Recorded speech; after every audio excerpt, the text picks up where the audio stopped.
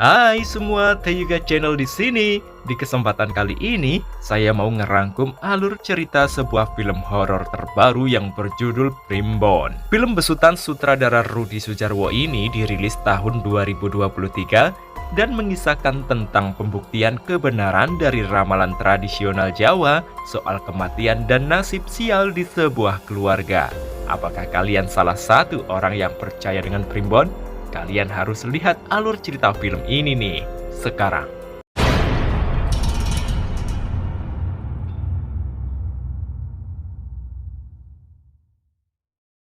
Film diawali dengan ajakan seorang gadis bernama Rana pada sahabatnya yang bernama Janu agar mengantarnya ke hutan untuk membuat video rekaman sebagai hadiah ulang tahun ibunya. Sebagai sahabat, Janu pun menuruti Rana, meskipun awalnya dia enggan karena takut dimarahi orang tua Rana. Mereka pun berangkat ke hutan berdua.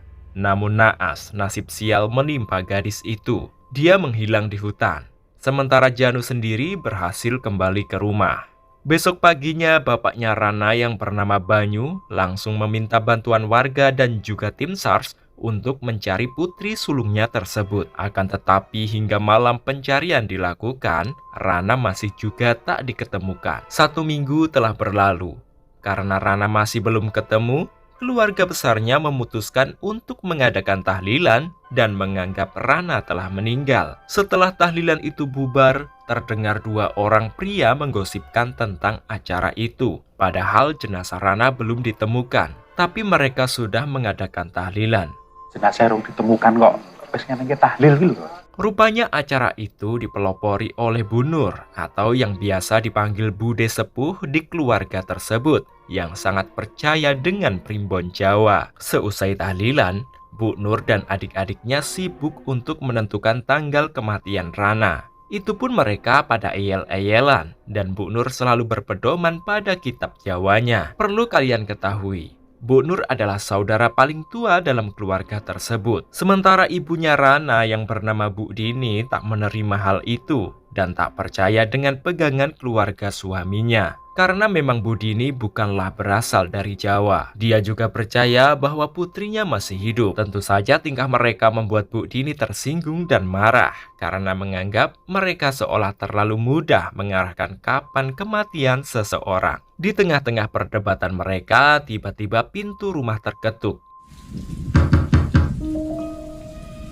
Dibukalah pintu itu oleh Bu Dini, dan ternyata benar sesuai firasatnya. Yang datang adalah Rana dengan basah kuyup karena kehujanan. Dipeluklah gadis itu oleh bapak ibunya dengan tangis haru dan bahagia. Setelah itu, Bu Dini langsung mengeringkan tubuh putrinya yang terlihat lemas. Tetapi kembalinya Rana membuat bude-budenya penuh tanya.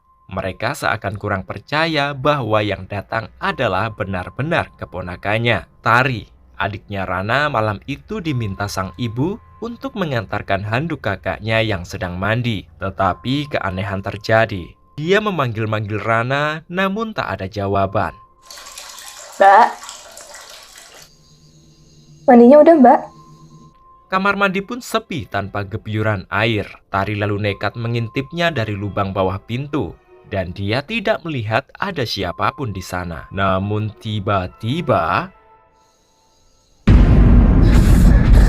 Rana muncul di hadapan Tari yang membuatnya kaget. Sementara itu di dapur, sambil menyiapkan ikan yang akan dijual di pasar, Pak Banyu bicara pada istrinya bahwa dia berniat memanggil dokter untuk memeriksa Rana. Tapi Bu Dini malah marah dengan suaminya karena mengira suaminya itu telah terpengaruh dengan omongan kakak-kakaknya. Sebelum tidur, Tari bercerita pada Rana tentang keadaan keluarganya selama kakaknya menghilang. Namun ocehan Tari sama sekali tak ditanggapi oleh Rana. Dan ketika Tari akan mapan tidur, dia dipeluk oleh tangan pucat yang dia kira adalah kakaknya. Namun saat dia menoleh, ternyata Rana masih tertidur pulas di ranjang yang berdampingan dengannya. Waktu subuh telah tiba.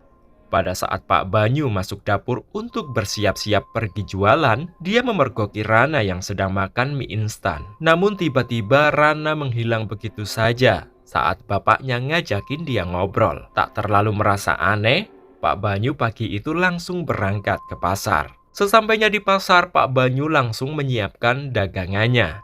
Tapi tiba-tiba dia melamun teringat dengan Rana sebelum kejadian tragis menimpanya. Di mana waktu itu Rana merengek merayu Pak Banyu agar diizinkan untuk naik ke hutan. Awalnya Pak Banyu melarang keras, namun Rana berhasil meyakinkan sang bapak, yang kemudian lamunan Pak Banyu dibuyarkan oleh Pak Basuki, kakak iparnya yang juga sama-sama penjual ikan. Pagi harinya tanpa sengaja Tari melihat Janu yang terburu-buru dengan wajah ketakutan. Tari pun segera mengejarnya dan mengabarkan bahwa Rana sudah kembali ke rumah. Anehnya, Janu tak percaya dan malah lari meninggalkan Tari. Sedangkan Bu Dini yang berbelanja di pasar harus mendapatkan gosip yang memanaskan telinganya. Di mana beberapa orang yang ada di sekitar Bu Dini juga tak percaya bahwa anaknya telah kembali. Bahkan mereka mengait-ngaitkan hal itu dengan mimpi dan juga primbon. Khawatir terjadi pertengkaran, Pak Banyu langsung menghampiri istrinya dan membawanya pergi. Sementara itu Bude Sepuh pagi-pagi sudah mengidung.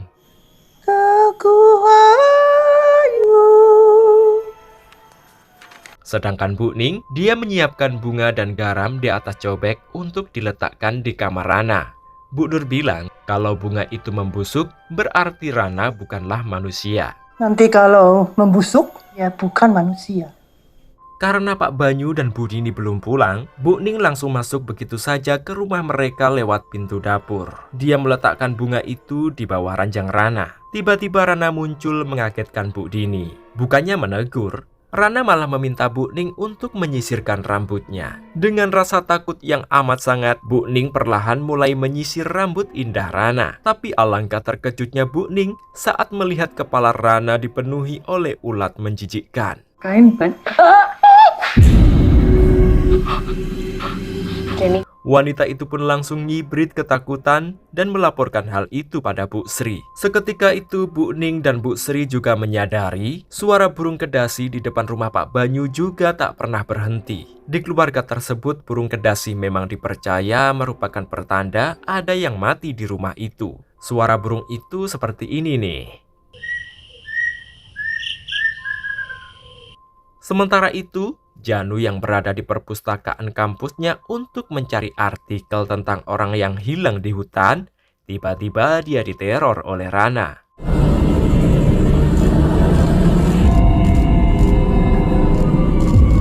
Dia tak berani beranjak dan hanya memejamkan mata. Beberapa saat kemudian, hantu gadis tersebut pun menghilang. Begitu juga di rumah Bude Sepuh. Ketika semua terlelap tidur, Bu Ning nekat baca buku bertuliskan aksara Jawa sendirian di ruang tamu. Tak lama setelah itu, wanita itu didorong oleh tangan pucat mengerikan yang membuat Bu Ning tak bisa bergerak.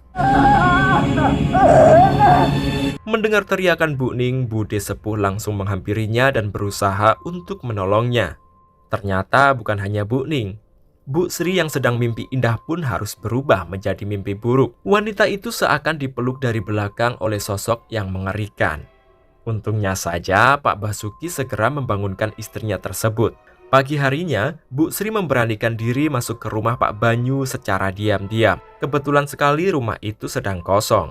Wanita itu berniat memeriksa bunga yang ditaruh Bu Ning di bawah tempat tidur Rana. Bu Sri terkejut bukan main, ternyata bunga tersebut sudah membusuk. Tiba-tiba terdengar suara pintu terbuka.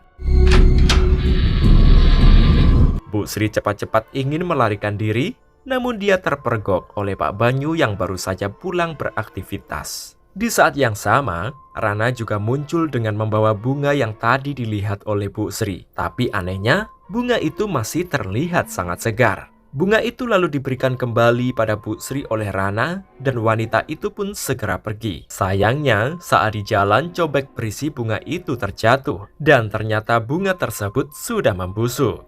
Setelah itu, Pak Banyu ngobrol dengan Rana di dapur. Namun tiba-tiba hidung gadis tersebut mimisan. Anehnya, bukan hanya darah yang keluar, melainkan juga sejumput bunga yang sudah membusuk.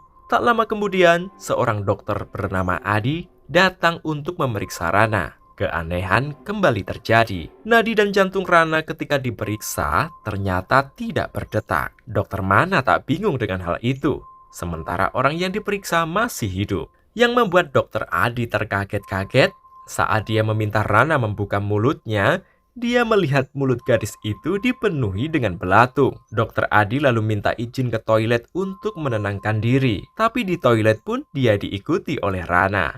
Sehingga Dokter Adi memilih untuk kabur saja. Di waktu yang sama, kebetulan Bu Nur dan Bu Ning lewat di depan rumah. Bu Nur mengatakan pada Bu Dini bahwa Rana sudah menjadi sumber penarik roh-roh jahat di tempat tersebut. Tentu Bu Dini tak percaya dengan mereka.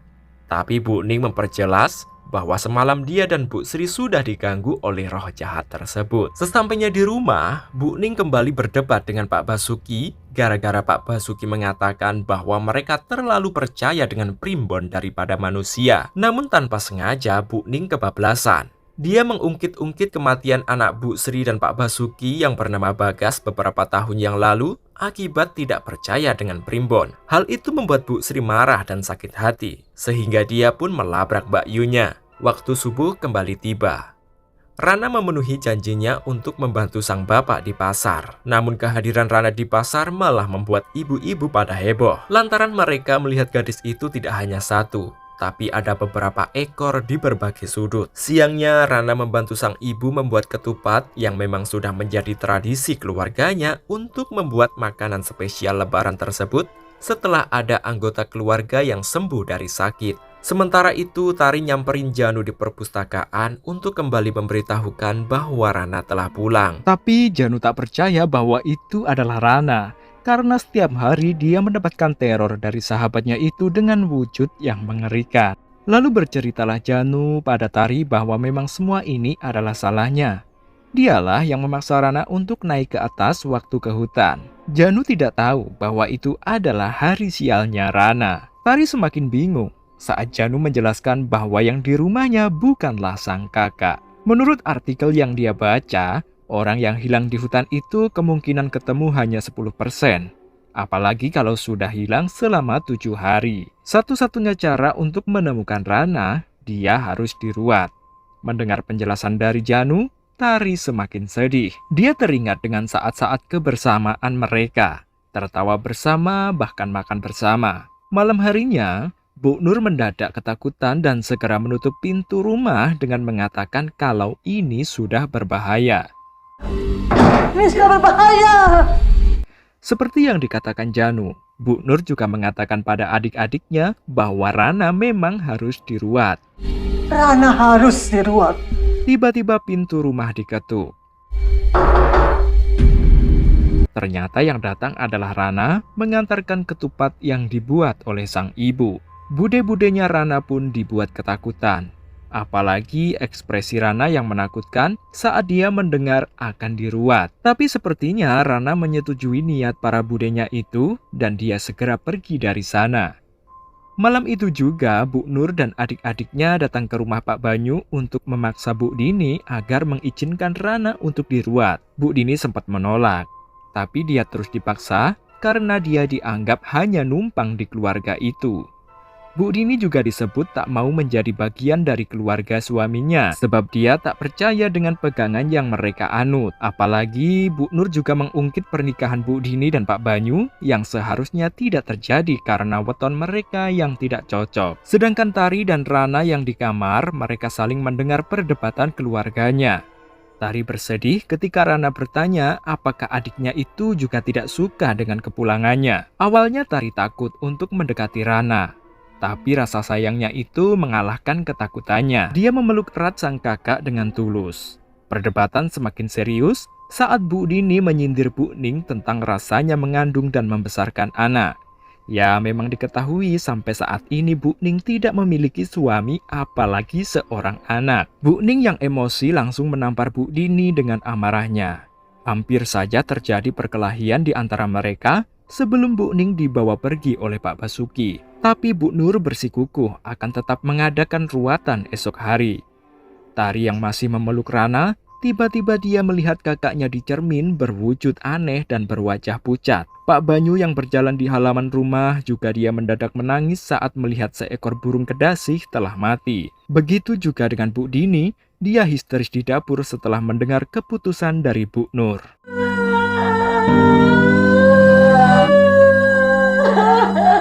Pagi harinya persiapan ruatan pun dilakukan, sementara Tari dan Janu malah berniat pergi ke hutan untuk mencari jasad Rana. Mereka percaya katanya kalau ada ruatan pembersihan diri, jasadnya akan kembali. Meskipun sudah diperingatkan oleh Pak Basuki, mereka tetap berangkat. Beberapa saat kemudian, ruatan pun dimulai. Rana dipasrahkan oleh orang tuanya pada Pak Dalang sebagai pelaksana ruat. Acara tersebut dimulai dengan seluruh anggota keluarga menyiram tubuh Rana yang dibalut kain putih dengan air bunga setaman yang diiringi lantunan gending oleh sinden.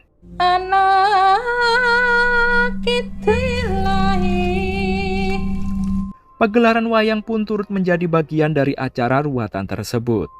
Rana kemudian didudukkan di depan dalang yang menggerakkan wayang dan disaksikan oleh warga. Sementara itu Tari dan Janu sampai di hutan yang menjadi tempat hilangnya Rana.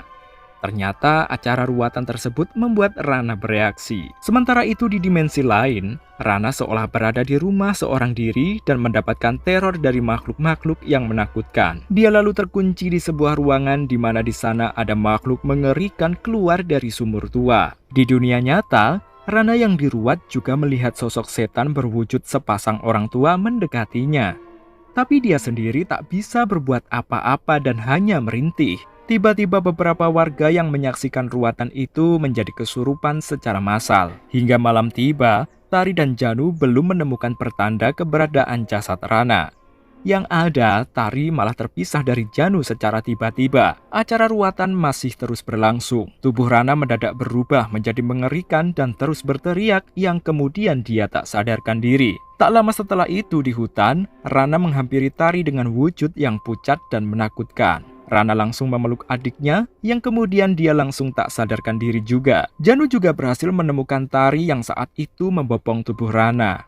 Ternyata Rana sudah meninggal. Tari saat itu langsung histeris melihat sang kakak tewas dengan mengenaskan. Janu dan Tari kemudian membawa jasad Rana pulang ke rumah. Tangis Pak Banyu dan Bu Dini pun pecah.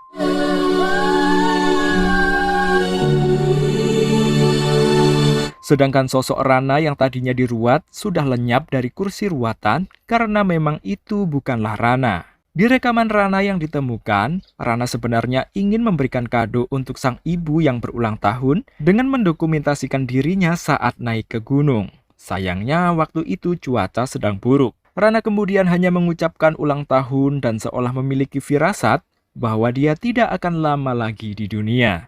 Dan film yang berjudul Primbon ini pun berakhir. Sampai ketemu di video selanjutnya.